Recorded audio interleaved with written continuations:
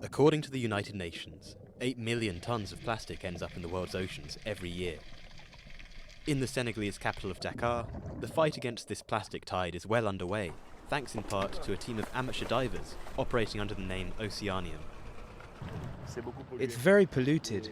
Unfortunately, some of the locals throw their rubbish straight into the water. It's sad.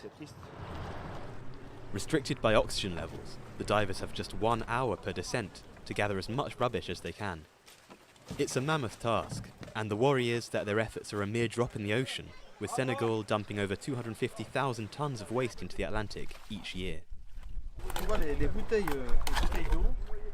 You see water bottles which stay intact for a long time. Plastic stays for a long time. It can take centuries for something like this to dissolve. In this West African nation, addressing green issues trails far behind the drive to ease poverty.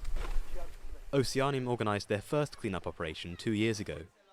Now, the plan is to make them more frequent, first once a month, and then, if funding permits, once a week. We realized that the sea is too dirty. A lot of people have this view of the sea as a rubbish bin, so they just throw away all sorts of things. That's why we're here, to clean up.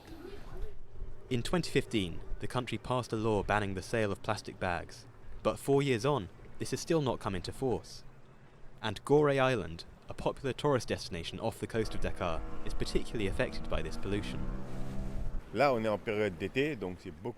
We're in summer, so we're seeing a lot of beer cans and plastic bottles and cups. People who go to the beach are drinking and partying, and if there are no bins, things get left on the beach.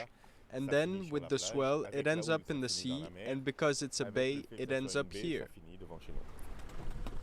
The team's most recent cleanup operation saw hundreds of kilos of waste removed from the ocean. It's certainly a start, but there's still a long way to go if Senegal is to attain President Macky Sall's goal of becoming a zero-waste nation.